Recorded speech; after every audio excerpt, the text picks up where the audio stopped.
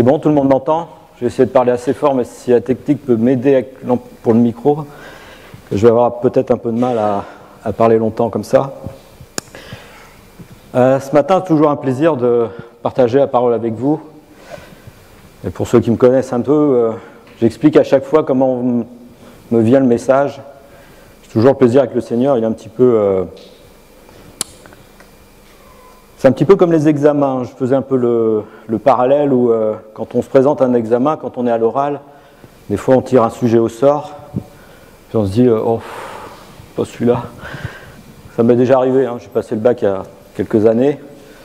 À un oral, je tire un sujet et quand j'ai vu le sujet, j'ai fait je suis allé voir un prof et je lui ai dit vous en auriez pas un autre? Alors déjà, elle m'a regardé, mais ça se fait pas. Ah ouais, mais là non. Et puis on m'en a donné un autre. Bon, qui n'était pas mieux, mais bon, je fais avec. Avec le Seigneur, il y a quelque temps, il m'a donné un sujet, une vision. Je dis, si c'est ça le sujet, t'en aurais pas un autre? Que là, je vois pas trop. Enfin, ça me paraît compliqué, surtout le sujet qu'il m'avait donné. Et je dis, bah, je serai avec. Et il y a quelques semaines, on était en groupe de maison et Lydie, et c'est bien qu'aujourd'hui en plus elle soit là pour le message. Je ne sais plus de quoi on parlait, puis tout d'un coup me dit 2-3 mots, puis je dis mais c'est en fait mon sujet. Donc c'est bien, donc j'ai pris quelques notes et effectivement le sujet est venu plus facilement. Quand j'ai rédigé, je me suis dit tiens je vais faire un sujet court, puis finalement le sujet est un peu plus long. Alors je vais essayer de faire court quand même. Mon sujet, alors il est un peu tôt, hein, il doit être 11h. Mon sujet c'est à table. Alors au départ, quand le Seigneur m'a montré la table, je me suis dit, oh, bah, le sujet sur la Sainte Seine, ça va. Non, c'est pas la Sainte Seine qu'on va parler. On va parler simplement, effectivement, à table, de la table. C'est pour ça, quand le Seigneur montre la vision de la table, moi, j'étais un peu sec au départ. Donc c'est un petit peu tôt ce matin, mais on va se mettre à table. Alors la Sainte Seine, effectivement, j'en parlerai un tout petit peu, mais je me suis même posé la question ce matin, est-ce que j'allais demander à Claudio, peut-être qu'on ferait la Sainte Seine après? Puis finalement, comme on n'était pas du tout sur le même sujet, je dis non, la Sainte Seine, c'est un moment à part, on va le faire. Et je dirais finalement, c'était l'introduction de mon sujet. Alors, le sujet de la table, sur une thématique de message, je me suis dit en quelle catégorie je vais la mettre. Finalement, le sujet de la table, c'est pour moi celui-là, et on le verra tout à l'heure, vraiment un sujet d'évangélisation. Être à table ou invité à table, c'est quelque chose de bien particulier, on va le voir aussi avec Jésus. Et d'autant plus en France, on parle des arts de la table. C'est quelque chose qui est connu et reconnu dans le monde, l'élégance des arts de la table en France. Donc j'y tiens, finalement ça tombe bien. Et en plus, il y a plusieurs façons d'être à table. En France, on est à table autour d'une table et assis autour de la table. Mais on peut aussi être assis par terre. Il y a des cultures où on mange par terre, c'est normal, c'est comme ça. Nous, en France, on mange à table, puis bon, dans beaucoup de pays. C'est pas si vieux que ça. Si vous regardez un petit peu l'histoire, autrefois, c'était plutôt les rois qui mangeaient à table. Si vous vous souvenez, pour ceux qui connaissent, le film des Visiteurs, avec Jacouille, là, je ne sais plus comment il s'appelle, là, le chevalier, quand ils étaient à table, ils mangeaient, ils lui envoyaient ses restes. Et c'était comme ça avant. Le peuple mangeait les restes des rois, mais pas à table, par terre. Même encore, Louis XIV, quand il était à table, sa cour était autour et attendait que le roi ait fini de manger avant de manger. Et encore plus près de nous, les hommes mangeaient d'abord et les femmes ensuite. Ça peut exister encore parfois. Donc il y a différentes formes d'être à table. J'aime bien aussi la comparaison d'être à table en France que c'est une culture, mais c'est bien ancré chez nous. On aime passer du temps à table.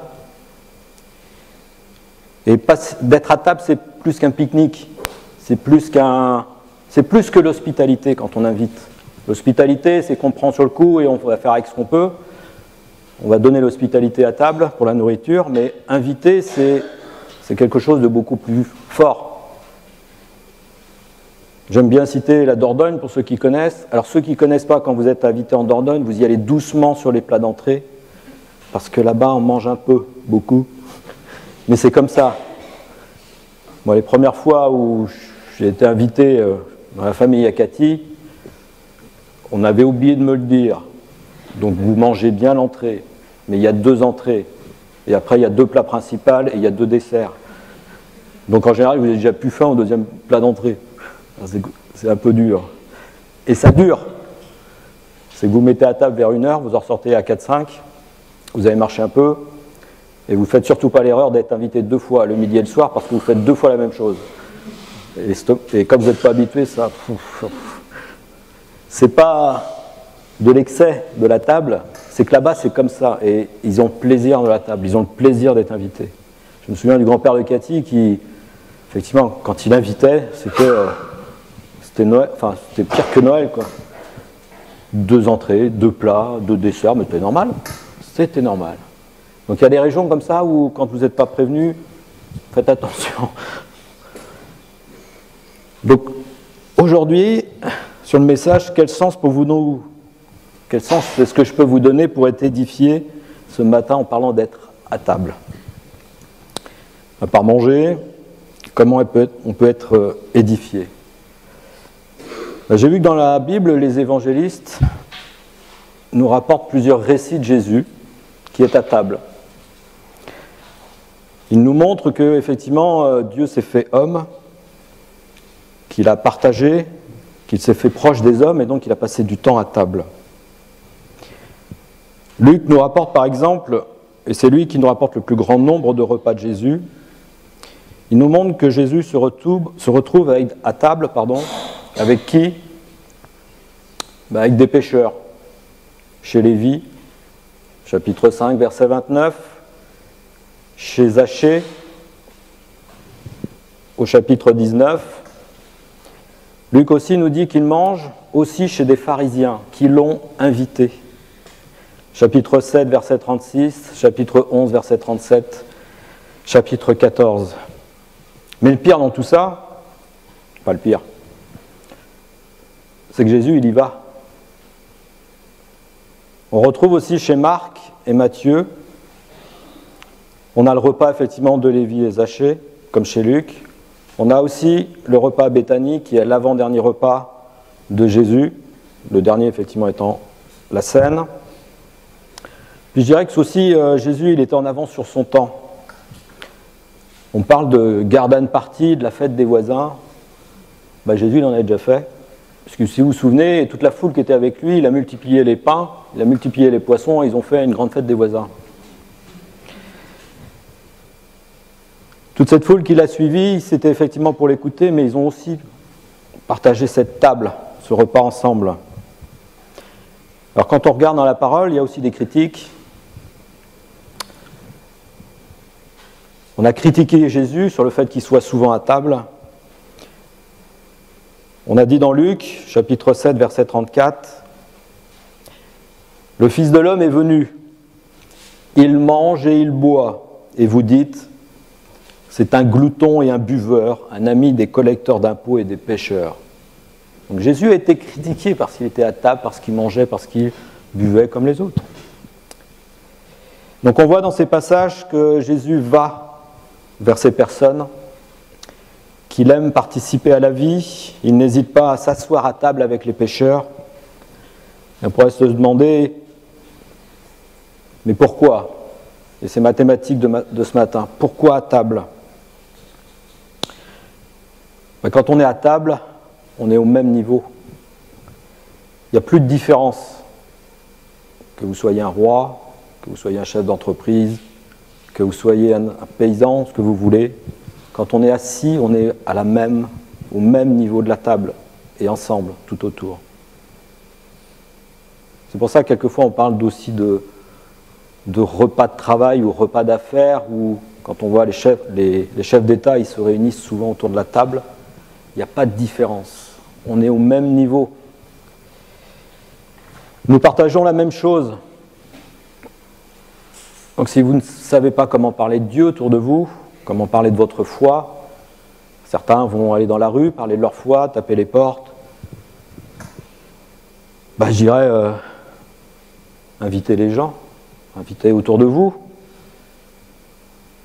Alors effectivement, inviter, ça coûte. Quand c'est l'hospitalité, c'est tout de suite, c'est spontané. Inviter, c'est que là, on va faire l'effort d'aller vers la personne. On va l'inviter. En général, ça se prépare un peu à l'avance. Ça prend du temps. On va sacrifier un peu de temps parce qu'il va falloir préparer, réfléchir à la recette. Des fois aussi poser la question, qu'est-ce qu'ils aiment, qu'est-ce qu'ils n'aiment pas. Toujours un peu délicat de faire un repas et que la personne n'aime pas. Et un petit peu comme, si vous vous souvenez de Marthe, dans Luc au chapitre 10, verset 40, tout ce temps de préparation, ça agite. Et il est dit, Marthe était affairée aux nombreuses tâches du service. Elle était en train de me brasser dans tous les sens, là, parce que Jésus était avec ses disciples, il y avait le repas préparé. Elle survint et a dit, « Mais Seigneur, ça ne te fait rien que ma sœur me laisse seule à préparer les tâches? Ne peux pas tu lui dire d'aller à Leclerc, aller faire les courses pour qu'elle vienne m'aider ?» Donc c'est vrai que ça demande la préparation du temps. Ça, c'est typique des femmes. Il y a toujours 1000 choses à faire. Avec Cathy, quand on invite du monde, je la vois toujours, des fois je lui dis, tu veux que je fasse quelque chose? Tu vois pas ce qu'il y a à faire? Non. Non. Ouais, je vois des hommes qui sont comme moi. Non. On voit. Alors les femmes, vous avez 1000 choses à faire. Mais nous, on ne les voit pas. Alors des fois, il faut nous aider. Hein. Mais c'est vrai que c'est comme ça. Voilà. Donc vous êtes effectivement comme Marthe affairée dans tous les sens. Donne-moi donc un coup de main. Mais il faut me dire quoi, parce que pour nous, ça ne vient pas tout seul. Et comme Marthe aussi, on a envie de faire plaisir. On veut faire plaisir à nos invités. Et on va choisir les meilleurs morceaux, la meilleure recette. Des fois, on improvise même la recette. Pas forcément la chose à faire, mais quelquefois, on voit une recette et c'est la première fois qu'on l'a fait et on se dit, j'espère que ça va aller. Mais on a envie de faire plaisir.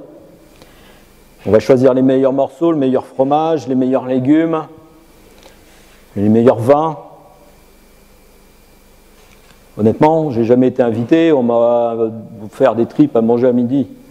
Alors même si les tripes c'est très bon, mais pas forcément le plat le plus noble, même si, Damien, on peut très bien cuisiner les tripes de façon gastronomique.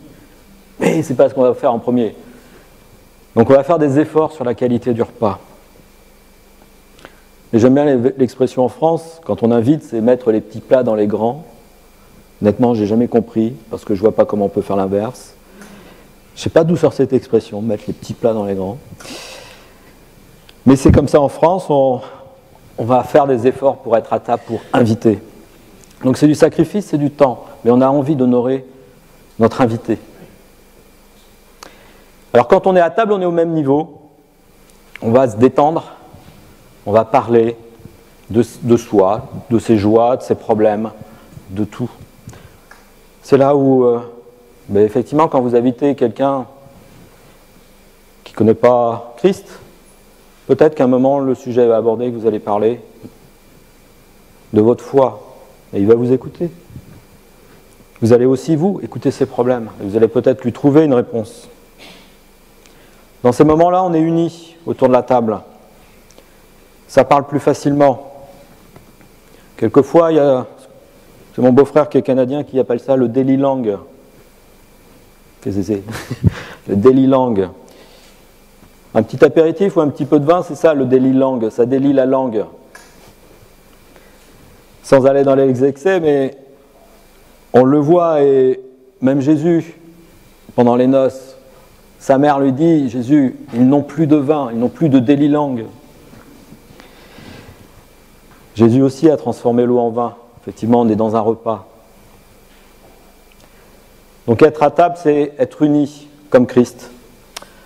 On est unis à Christ et on partage ensemble la même chose. Mais aussi comme la nourriture, et comme les versets, il y a des choses qu'on aime et il y a des choses qu'on n'aime pas. Comme les légumes, quand on est petit, des fois on n'aime pas trop. Mais quand on grandit, nos goûts changent. On n'aime pas Jésus, mais lui il est patient et lui il nous aime. Et à un moment, on aime Jésus, comme les légumes. On grandit et nos goûts changent. Là, je vais faire un petit peu le rapprochement avec la Sainte Seine. Quand on s'approche de la Sainte Seine, on partage tous la même chose avec Christ. Et lui nous écoute. Il écoute nos joies, nos difficultés, comme lorsqu'on est à une vraie table. Il nous répond aussi. Il nous enseigne, il nous soigne, il nous guérit. Ça, c'est le principe de la table. Mais également, il ne faut pas oublier que lorsqu'on est invité, en général, il y a toujours des exceptions, mais c'est plutôt la généralité. En général, on se fait beau, on va se faire propre, on va se laver les mains. En fait, on n'y va pas en jogging, ni sale, ni transpirant. On va faire aussi honneur en tant qu'invité à celui qui va nous inviter à table. C'est aussi dans les deux sens. Celui qui invite va faire honneur, mais aussi nous qui sommes invités, on va aussi faire honneur. On y va même quelquefois avec un petit bouquet de fleurs pour la maîtresse de maison, pour un petit chocolat. Il y a un échange des deux sens. Il y a un respect et une forme de rendre honneur à chacun, l'un et l'autre. La Sainte Seine, c'est pareil. Face à cette table, le Seigneur nous a préparé les meilleurs morceaux, son pain et son vin. Il nous a préparé cette table avec l'honneur, parce qu'on est sa créature. Et malheureusement, parfois, on arrive en jogging et on arrive avec le cœur sale. On n'a même pas de considération pour ce que le Seigneur a fait. On y va un peu par habitude, parce que si je n'y vais pas, qu'est-ce que va dire mon voisin si je ne me lève pas? C'est pas ça, le Seigneur, il attend de nous qu'on y aille avec un cœur propre. C'est à nous de faire honneur. Enfin, il nous laisse venir quand même, mais c'est à nous, au moins, de faire honneur à cette table, de faire honneur aux meilleurs morceaux qu'il nous a donnés, au sacrifice qu'il nous a donné. Il nous invite à la table.